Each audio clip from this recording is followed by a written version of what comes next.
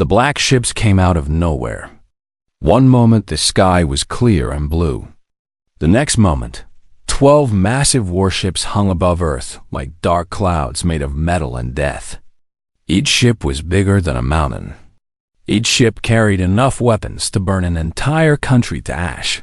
Admiral Kothvel stood on the bridge of his flagship, the Eternal Dominion. He was tall, even for a Veltari. His skin was covered in dark green scales that shifted color with his emotions. Right now, they were almost black with anger. His 4 yellow eyes stared down at the small blue planet below. The Veltari were the most powerful species in this part of the galaxy. They had conquered 17 other races over 10,000 years. Some of those races had surrendered and now served the Veltari as workers and soldiers. Others had refused to kneel. Those races no longer existed. The Veltari had burned their worlds and erased their names from history. Kothvel had not come to Earth for conquest. He had come for something far more personal. 3 months ago, a Veltari diplomatic ship had crashed on this primitive world. On board that ship was Prince Renvo, the 7th son of the Veltari Emperor. The crash had been violent. The ship had broken apart in the atmosphere and slammed into a mountain range. According to all the data, no one could have survived. The Veltari had sent a message to Earth's leaders. They demanded the return of Prince Renvo's body within 1 lunar cycle. The humans had sent back a strange reply. They said the prince was under their care and could not be moved. The Veltari did not understand this response. A dead body did not need care. The humans were clearly either stupid or playing some kind of game. Either way, their time had run out. Kothvel opened a communication channel to the planet below. His voice was cold and hard like stone. "Humans," he said, "you have defied the Veltari Dominion. You were given 1 cycle to return the remains of Prince Renvo. You failed. Surrender his body immediately, or your entire species will be destroyed. You have 1 hour to comply." Deep underground, in a secret bunker beneath the Rocky Mountains, the leaders of Earth watched the alien fleet on large holographic screens. The room was filled with military officers, scientists, and politicians from every major nation. Fear hung in the air like a thick fog. General David Mitchell stood at the center of the room. He was a tall man with gray hair and tired eyes. He had fought in 3 wars during his life, but nothing had prepared him for this. The alien ships above them could end human civilization in minutes. Earth's small fleet of defense satellites would be like toys against those monsters. Standing next to him was Dr. Emily Carter. She was the head of the First Contact Medical Division, a secret organization that had been created 5 years ago when humanity first detected alien signals in space. Emily was in her early 40s, with brown hair pulled back in a practical ponytail. She looked calm, but her hands were shaking slightly. "General," said a young communications officer, "the aliens are waiting for a response." Mitchell looked at Emily. "Are you sure about this?" Emily nodded slowly. "He's ready. He wants to do it." Mitchell took a deep breath. This was either going to save humanity or doom them faster. He pressed the button to open the channel. "Admiral Kothvel," Mitchell said, "there has been a misunderstanding. We were not keeping Prince Renvo's body from you. We were trying to explain something that I know will be difficult to believe." Kothvel's voice came back sharp and impatient. "I have no interest in human excuses. Produce the body or die." "Admiral," Mitchell continued, "Prince Renvo is not dead. He is alive, and he has asked to speak with you himself." Silence followed. It stretched on for 10 seconds, then 20, then 30.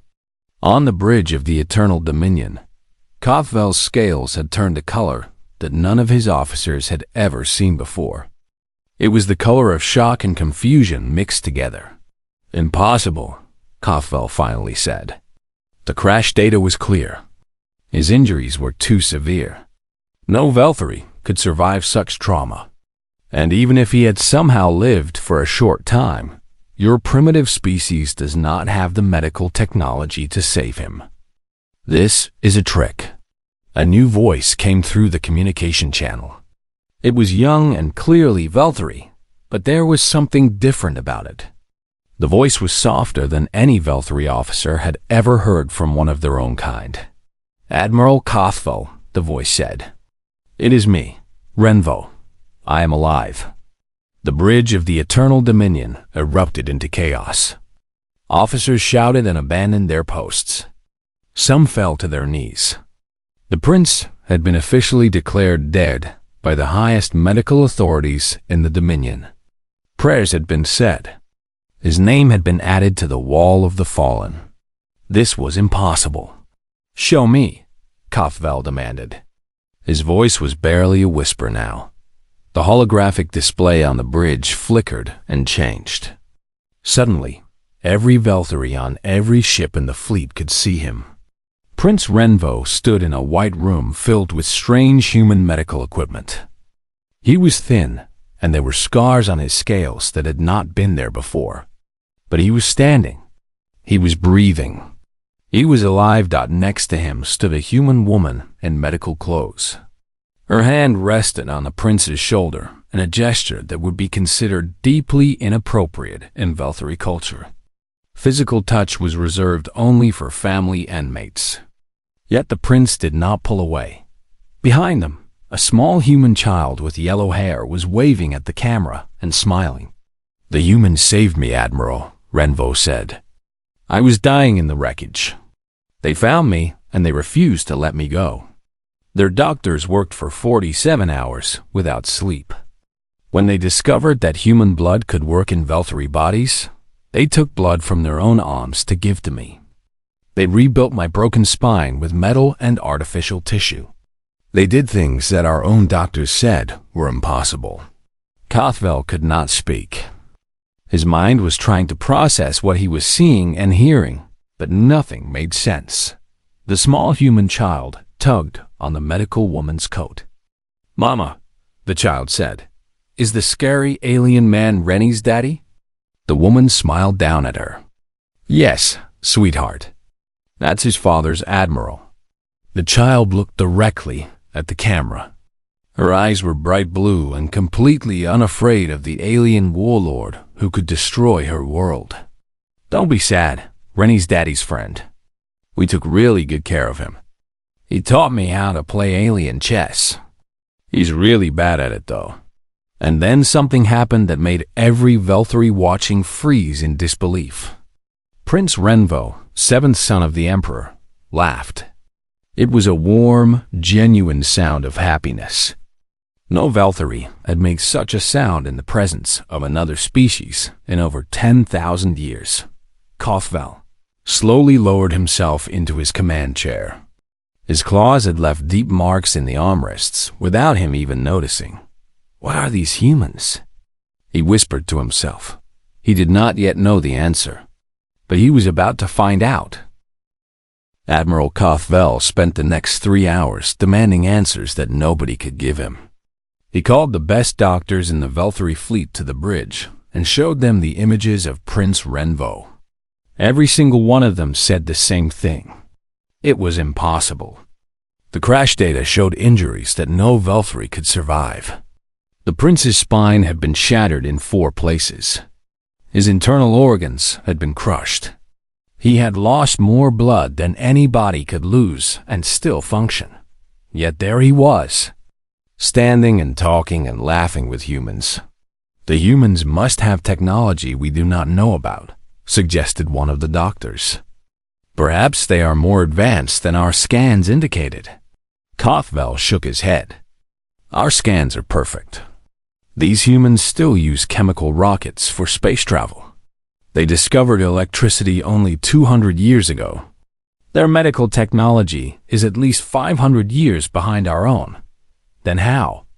the doctor asked. That was the question that burned in Kothvel's mind. How had these primitive creatures done what the greatest Veltari medical minds said was impossible? He made a decision that shocked everyone around him. He announced that he would go down to Earth alone. No guards, no weapons except his ceremonial blade, which was more symbol than tool. This was a gesture of trust that no Velthari admiral had ever made toward a lesser species. His officers begged him to reconsider. What if it was a trap? What if the humans had somehow made a fake version of the prince to lure him down? If they wanted to fight us, they would have refused to talk, Kothvel said. They would have hidden. Instead, they saved my emperor's son and are offering to give him back. I will go and see this with my own eyes. The shuttle landed in a field outside a large human building.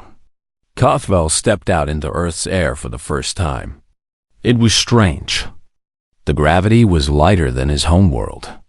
The air smelled different, filled with scents he could not identify. The sun was yellow instead of orange. Everything was wrong, yet somehow not unpleasant. A group of humans waited for him. Among them was General Mitchell and Dr. Emily Carter. And standing between them, wearing strange human clothes, was Prince Ren-Vo. Kothvel walked toward them slowly. His 4 eyes examined every detail of the prince. The scars. The slightly different way he held himself. The metal visible at the base of his neck where the human doctors had rebuilt his spine. But beneath all of that, it was undeniably him. My prince, Kothvel said, bowing his head in respect. You are truly alive. I am, Renvo replied. Thanks to these people. Kothvel looked at the humans. They were so small and soft. They had no claws, no scales, no natural weapons of any kind. Their bodies were fragile and weak. How had such creatures built cities and ships and medicine that could do the impossible? I must understand, Kothvel said. Show me everything. I need to see how this was done. Dr. Carter nodded. Of course, Admiral. Please, follow me. They walked into the medical building. It was clean and bright, filled with machines that hummed and beeped. Human doctors and nurses moved through the hallways, some of them stopping to stare at the massive alien walking among them. But none of them ran. None of them screamed. They simply looked curious. Dr. Carter led him to a room filled with screens showing images and data. She began to explain what had happened in the days after the crash. We found the prince in the wreckage, she said. He was dying. By every measure we knew, he should have been dead already. But his heart was still beating. Weak and irregular, but beating. One of our field medics, a young woman named Sarah, refused to give up on him. She kept him alive for 6 hours while we transported him here. She showed him images of the surgery. Teams of doctors working on the prince's broken body. Blood everywhere. Machines fighting to keep him breathing. We had no idea how Velthari biology worked, Dr. Carter continued. We had to learn as we went. We made mistakes. We almost lost him 3 times. But every time he started to slip away, we pulled him back. Why? Kothvel asked. The question came out before he could stop it. You owed him nothing. You owed us nothing. We had never even met your species before. Why did you fight so hard to save a stranger? Dr. Carter looked at him with an expression he did not understand. Because he was dying, she said simply. That's reason enough. Kothvel did not know how to respond to this. In Velthari society, resources were precious. Medical care was given based on value. A prince would receive the best treatment because he was valuable to the empire. A common worker would receive less because they were easier to replace. The idea of spending massive resources to save a stranger from an unknown species made no logical sense. They walked deeper into the facility. Kothvel saw human nurses who had learned to read Velthari emotional states by watching the subtle changes in scale color. They knew when Renvo was uncomfortable before he said anything. They knew when he was sad, when he was happy, when he needed space, and when he needed company. How did they learn this? Kothvel asked. They watched and they asked questions, Dr. Carter said. They wanted to understand him so they could help him better. They reached a small room with comfortable chairs and a window looking out over green hills. Sitting inside were 3 humans. A man with kind eyes and brown hair stood up when they entered. A young boy, perhaps 14 years old by human standards, looked up from some kind of electronic device. And the small yellow-haired girl from the video ran across the room and hugged Prince Renvo's legs. "Rennie, you're back. Did you show your friend the hospital? Did you show him the ice cream machine?" Renvo laughed again. That same warm, genuine sound that had shocked the entire fleet. He reached down and lifted the small girl onto his shoulder. "Admiral," the prince said, "this is the Carter family.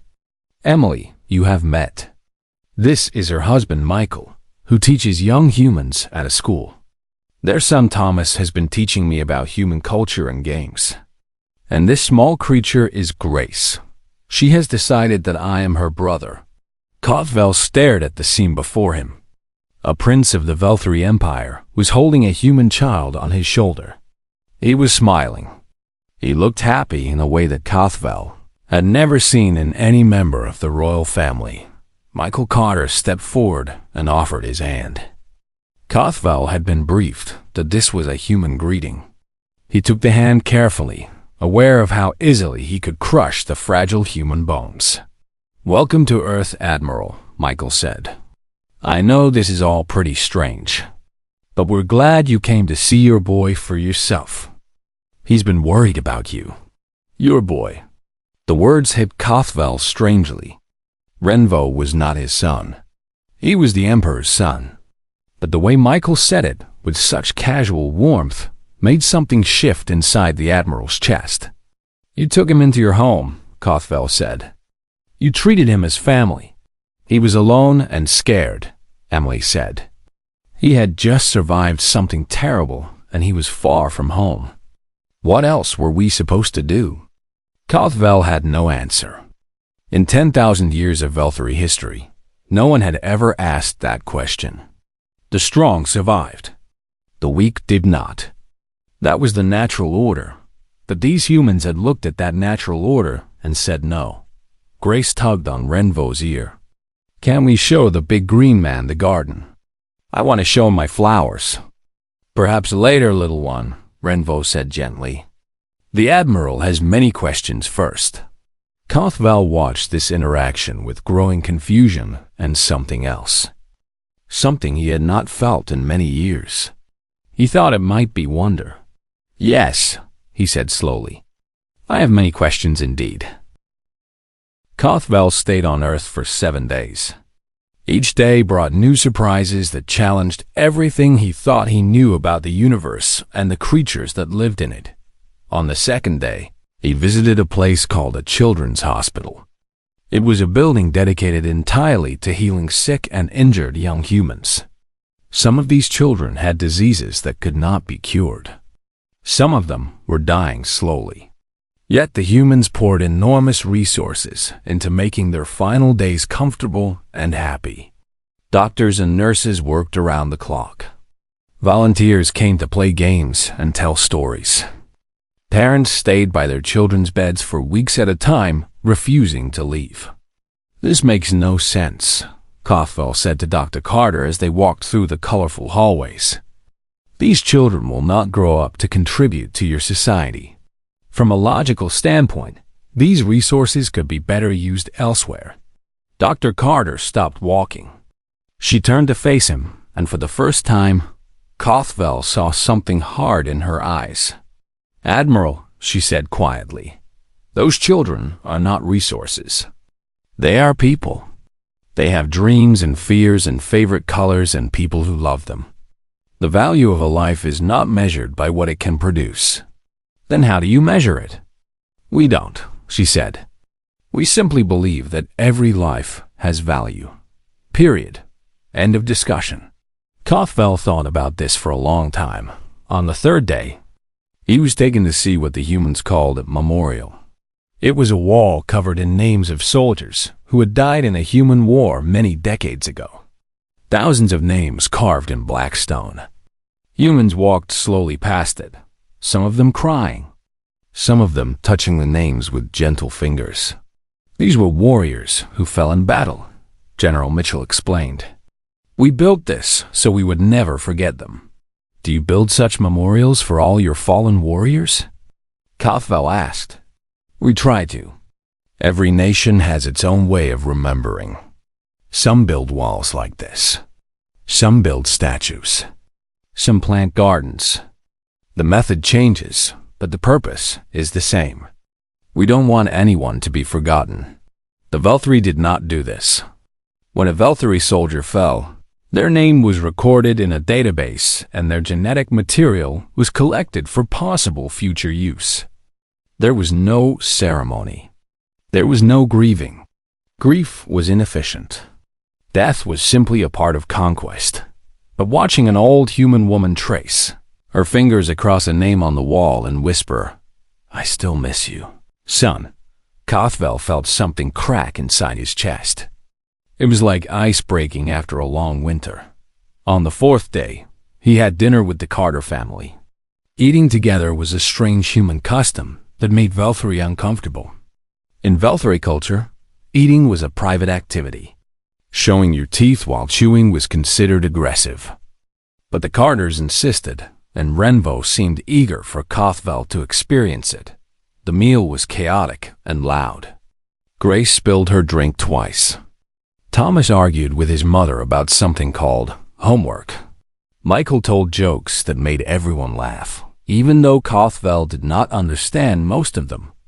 Food was passed around the table freely, with everyone offering portions to everyone else.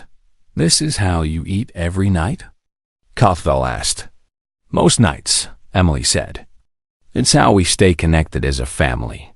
No matter how busy the day gets, we always try to sit down together for dinner. Why is this important? Michael leaned back in his chair and smiled. Because life is hard, Admiral. The world out there can be cruel and cold. But at this table, we're safe. We're loved. We're home. That matters more than anything else. Grace had somehow ended up sitting on Kothvel's lap during the meal. She was not afraid of him at all. She touched his scales with tiny fingers and asked 100 questions about his homeworld. What color was the sky? Did they have dogs? What was his favorite food? Did he have a family? Yes, Kothvel said, surprised by the tightness in his voice. I have a wife and 3 children. I have not seen them in many months. That's sad, Grace said seriously. You should go home and hug them. Hugs make everything better. Grace, don't be rude, Emily said gently. No, Kothvel said. She is right. Perhaps I should. On the 5th day, Kothvel asked a question that had been burning in his mind since he arrived. Your species is weak, he said to Michael as they walked through a park near the Carter home. You have no claws, no armor, no venom. Your bodies are soft and easily damaged. Your planet has tried to kill you many times with ice ages and plagues and natural disasters. By every measure, you should have gone extinct long ago. How did you survive? Michael laughed softly. You know, we ask ourselves that question sometimes. The answer is complicated, but I'll try to make it simple. He pointed to a group of children playing on a structure made of metal and plastic. They were climbing and jumping and shouting with joy. See those kids? Watch what happens when one of them falls. As if on cue, a small boy slipped from the climbing structure and landed hard on the ground. He started to cry. Immediately, 3 other children rushed to help him. One helped him stand. Another brushed the dirt from his clothes. A third ran to get an adult. That's how we survived, Michael said. We help each other. When the ice ages came, we huddled together for warmth and shared our food. When the plagues came, we took care of the sick, even when it meant we might get sick When predators hunted us, we stood together instead of running alone. He turned to face Kothvel directly. Admiral, you're right that we're soft and weak. But here's what you don't understand. We didn't survive by being the strongest or the fastest or the most deadly. We survived because we refused to let each other die alone. Every time the universe knocked us down, we picked each other up and kept going. That stubbornness, that refusal to give up on each other, that's what makes us human. Kothvel thought about the 17 species the Velthri had conquered. How many of them might have survived if they had worked together instead of fighting alone? How many worlds had the Velthri burned simply because they did not understand this simple truth? You are a strange species, Kothvel said quietly. Yeah, Michael agreed with a grin. We really are. On the 6th day, Renvo took Kothvel to see the crash site. It had been transformed in the months since the accident. Instead of a scar on the mountainside, there was now a small garden. Flowers grew where fire had burned. A simple marker stood among the plants, written in both English and Velthori script. What does it say? Kothvel asked. Here, strangers became family, Renvo translated. The humans built this. They said they wanted to remember the day they found me, not as a tragedy, but as a beginning. Kothvel stood in silence for a long time. When you return home, he finally said, the court will not understand what you have experienced here. They will see your time with the humans as contamination. They may try to re-educate you. I know, Renvo said calmly, but I will not forget what I learned here. I will not pretend that these people are primitives or enemies. They saved my life. They gave me a family. They showed me that strength can be soft and that kindness is not weakness. The Emperor may not accept this. Then I will spend the rest of my life trying to change his mind. Renvo looked at the garden, at the flowers growing in soil that had once been soaked with his blood. Admiral, these humans have something we have lost. They have heart, and I believe if we let them, they can help us find ours again. Kothvel placed his hand on the young prince's shoulder. It was a gesture he would never have made before coming to Earth. It was a gesture of family. Perhaps, he said slowly, you are right. News of Prince Renvo's survival spread across the Velthri Empire like fire through dry grass. Within days, every world under Velthri control was talking about the impossible miracle. A prince had been saved by primitives. The alpha species of the galaxy had been shown up by soft, clawless creatures who had only discovered space. Traveled 2 centuries ago. Not everyone was happy about this news. War. Chief Drex Thorn was one of the oldest and most powerful warriors in the Velthri military. He had conquered 6 worlds in his career. He had killed more enemies in personal combat than any other living Velthri. He was also deeply traditional and saw the humans as a threat to everything the Velthri had built. When Admiral Kothvel returned to the fleet after his week on Earth, Drex Thorn was waiting for him. You have been compromised, Drex Thorn declared before the assembled captains of the fleet. His voice was deep and rough, like rocks grinding together. These humans have poisoned your mind with their weakness. You went down alone. You ate with them. You let their children touch you. You have become soft. Kothvel remained calm. I went to investigate. I found truth. Truth. Drex Thorn spat the word like it tasted bad. The truth is that these humans should be kneeling before us, not entertaining our admirals like honored guests. They are prey animals pretending to be people. They should be conquered like all the others. The prince disagrees, and I am starting to as well. Drex Thorn's scales turned red with rage. Then you are no longer fit to lead this fleet. I invoke the right of command challenge. I will take these ships, reduce Earth to burning ash, and return the prince to proper Velthri custody.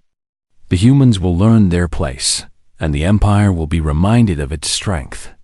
The right of command challenge was an ancient Velthri tradition. Any high-ranking officer could challenge the fleet commander for control. If they won, they took command. If they lost, they faced exile or death. It had not been invoked in over 200 years.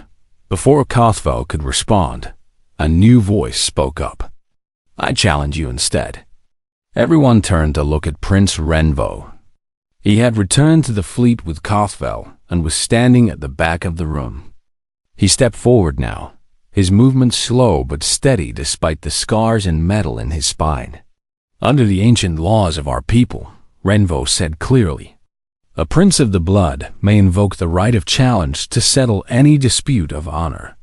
I challenge you, War Chief Drexthorn, for the right to determine Earth's fate. Silence fell over the room. No one moved. No one even breathed. Drexthorn stared at the young prince with a mixture of disbelief and amusement. You? A cub barely past his first decade of maturity? You were broken and rebuilt with human weakness. You cannot even stand straight without their metal holding your spine together. You want to fight me? Yes, I have killed 67 opponents in single combat. I have never lost. There is a first time for everything. Drexthorn laughed. It was not a nice sound. Very well, little prince. I accept your challenge. When I crush you, no one will be able to argue against my right to burn your precious humans. The duel was scheduled for the next morning. It would be broadcast to every Velthury world in real time. Billions would watch as a young, injured prince faced the greatest warrior of his generation. That night, Kothvel came to Renvo's quarters. He found the prince sitting calmly, looking out the window at Earth, spinning slowly below them. You cannot win this fight, Kothvel said bluntly. Drexthorn is too experienced, too powerful. You should not have challenged him. I know I am not favored to win, Renvo replied without turning around. But I had to try.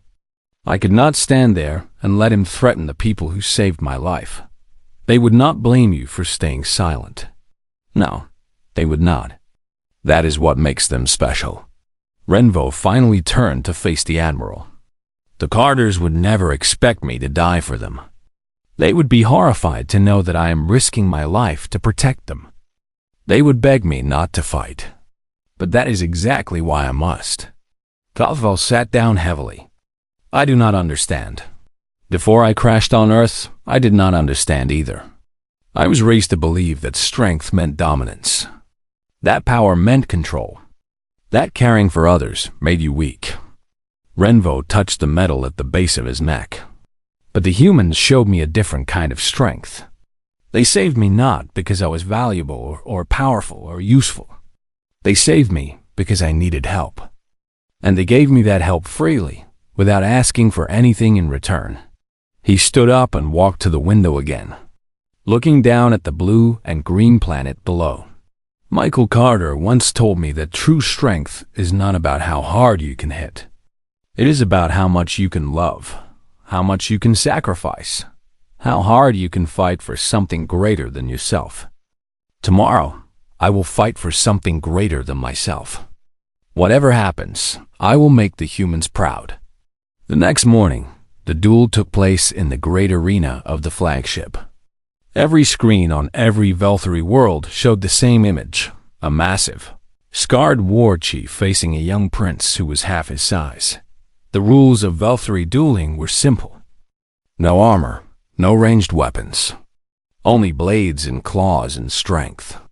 The fight would continue until one combatant surrendered or could no longer continue. Drexthorn attacked first. He moved with incredible speed for his size, his massive claws slashing through the air where Renvo had been standing just a moment before. But the prince was not there. He had dodged, moving with a fluid grace that surprised everyone watching. The fight continued. Drexthorn attacked again and again, each strike powerful enough to kill. Each time, Renvo slipped away at the last second. He was not trying to overpower his opponent. He was reading his movements, learning his patterns, waiting for the right moment. Stand still and fight like a warrior. Drexthorn roared in frustration. I am fighting like a human. Renvo replied calmly. The humans had taught him many things during his months on Earth. Thomas had introduced him to something called martial arts, fighting styles developed by humans over thousands of years. Styles designed not for the strongest to defeat the weakest, but for the small to defeat the large. For the weak to overcome the powerful. They had also taught him something else: patience. The humans had survived ice ages and plagues and disasters not by being the strongest, but by enduring, by waiting, by never giving up. Ren-Vo waited. After 11 minutes of combat, Drex Thorn made a mistake. He overextended on a thrust, putting too much weight forward, expecting to finally catch his smaller opponent. But Renvo was not there. He was beside him. The prince moved faster than he had moved the entire fight. In 3 quick strikes, he hit the pressure points that Thomas had taught him about. Points that human fighters had discovered applied to Veltri bodies as well. Drex Thorn's legs buckled. He fell to one knee. His clawed hand lost its grip on his weapon. Renvo stood over him, his blade at the war chief's throat. "Yield," the prince said. He was breathing hard. His wounds had reopened and blood ran down his back. But his voice was steady. "Yield and learn what I have learned. There is strength beyond conquest. There is honor beyond victory. There is a better way." Drex Thorn looked up at the prince. His eyes were filled with confusion and rage and something else. Something that might have been the beginning of respect. "You should kill me," Drex Thorn said. "That is our way. I do not want your death. I want your understanding." Renvo lowered his blade and extended his hand to his fallen opponent.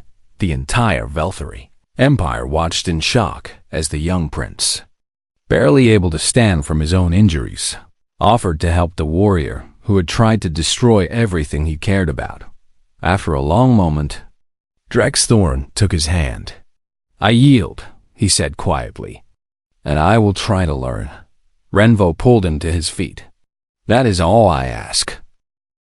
6 months later, everything had changed. The Treaty of Earth was signed on a warm summer day in a garden that had once been a crash site. Representatives from every human nation stood alongside Veltri nobles and military leaders. Prince Renvo signed for his people. Dr. Emily Cotter signed as the official representative of human Veltri relations, a position created specifically for her.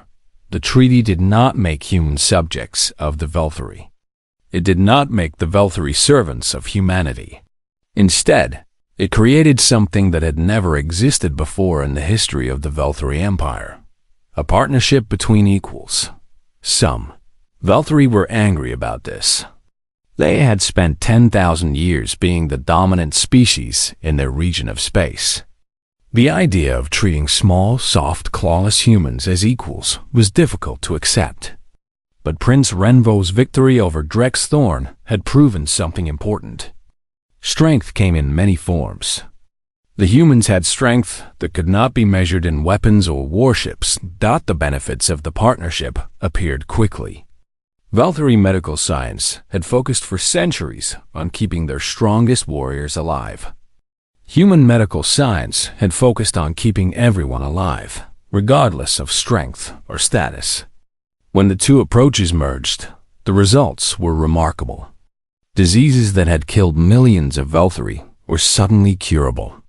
Human doctors learned techniques from alien biology that helped them save patients they would have lost before. Human art and music found audiences on distant worlds. Veltri opera, which had been unchanged for 3,000 years, suddenly had new influences and new sounds. A Veltri composer created a symphony inspired by human jazz music that made the entire empire weep with emotions they did not know they had. Veltri engineering lifted humanity to the stars, faster than they ever could have reached alone. Within 3 years, human ships were traveling between star systems. Human colonies appeared on worlds that humans had only dreamed about. The Veltri, who had always conquered alone, now had partners in exploration. But perhaps the biggest change happened in the small things. The everyday moments that history books often forget to mention. Admiral Kothvel retired from military service. He had spent his entire adult life commanding ships and conquering worlds. Now he wanted something different. He became the first Velthari ambassador to Earth and moved into a modest house in Colorado. Just 3 miles from the Carter family. He complained constantly about Earth's weak gravity. He said the yellow sun hurt his eyes. He grumbled that humans ate too many meals and talked too loudly and asked too many questions. But he never left. Every Sunday, he went to the Carter house for dinner. He learned to drink sweet tea, although he insisted it was barely tolerable. He taught Grace Carter advanced mathematics that human scientists would not discover for another 100 years. In return, she taught him how to braid hair, a skill he found surprisingly relaxing.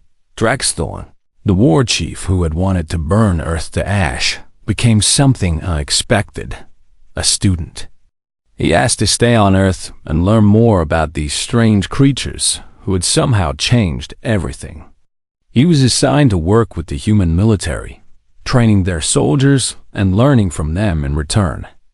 The first time, a human soldier beat him in hand-to-hand combat using a technique from something called Brazilian Jiu-Jitsu. He laughed so hard that his aides thought he had gone insane. Finally, he said, still laughing, a species worth fighting beside. Michael Carter continued teaching at his high school, but now his classes included students from other worlds. Velthari youngsters sat beside human teenagers, learning history and literature and the strange human concept of homeroom. The first time a Velthari student got a bad grade and cried, Michael spent an hour talking with them about failure and growth and trying again. It was a conversation that the student said changed their life. 1 year after the treaty was signed, a ceremony was held at the garden that had once been a crash site. Representatives from both species gathered to remember the day that everything began. Prince Renvo stood before the crowd. He was stronger now than he had been a year ago. The scars on his scales had faded slightly, but the metal in his spine remained, a permanent reminder of what the humans had done for him. My people came to this world expecting to find primitives, he said, his voice carrying across the garden. We came expecting to reclaim a body and perhaps punish a lesser species for its defiance. Instead, we found something that changed us forever. He paused, looking out at the faces before him. Human faces and Velthari faces side by side. Grace Carter was sitting on Ambassador Kothvel's shoulders, playing with his ceremonial medals. Drex Thorne was standing next to a group of human soldiers, all of them wearing matching jackets that said Earth Defense Force in both languages. Emily and Michael Carter stood at the front, holding hands. The galaxy asked what humanity truly is, Renvo continued. Many species have asked this question about others. Usually, the answer is simple. A species is defined by what it can destroy, what it can conquer, what it can take. But humans are different. He looked directly at the Carter family. Humans are defined by what they give. They give help to strangers. They give comfort to enemies. They give love without condition and hope without limit. They found me dying in a wreck of metal and fire, and instead of walking away, they dragged me back from death with their own hands. His voice grew stronger. They asked nothing in return. They did not want power or resources or submission. They simply could not bear to let another being die if there was any chance to save them. This is what humanity is. This is what they have always been. The species that refuses to give up on anyone. He smiled, a human expression that he had fully adopted as his own. The Velthari arrived at this world to claim a body. Instead, we found a family. And that, I believe, is the most human thing of all. The ceremony ended with a song. It was a human song, one that Emily Carter had sung to Renvo during his long nights of recovery, when the pain was too much and the loneliness was crushing. It was a simple song about hope and holding on, and the light that comes after darkness. At first, only the humans sang. But slowly, one by one, the Valkyrie joined in. They did not know all the words, and their voices were rougher and deeper than human voices. But they sang anyway. For the first time in 10,000 years, the alpha predators of the galaxy raised their voices not in war cries or conquest, but in something softer and stranger and infinitely more powerful. They sang of hope. Afterwards, Grace Carter ran up to Prince Renvo and tugged on his hand. "Rennie," she said seriously, "I'm glad you didn't die." He knelt down to her level and touched his forehead to hers, a human gesture of affection he had learned. "I'm glad too, little one. Are you going to stay on Earth forever?" "I cannot stay forever. I have duties on my homeworld. But I will always come back to visit. And no matter where I go, no matter how far I travel, I will always carry Earth with me. In here." He touched his chest where his heart beat, strong and steady thanks to human hands. Grace nodded like this made perfect sense. "Good, because Mama says you're family now. And family always comes home." Prince Renvo, seventh son of the Valkyrie Emperor, survivor of the impossible, an honorary member of the Carter family, smiled. "Yes," he said. "Family always comes home." Above them, in the sky where warships had once gathered for destruction, a Valkyrie cruiser and a human shuttle flew side by side. They were heading out to the stars together, to explore new worlds and meet new species and spread a message that the galaxy had never heard before. The message was simple. You do not have to face the darkness alone. Humanity had taught the Valkyrie this truth. And together, they would teach the rest of the galaxy. It was only the beginning.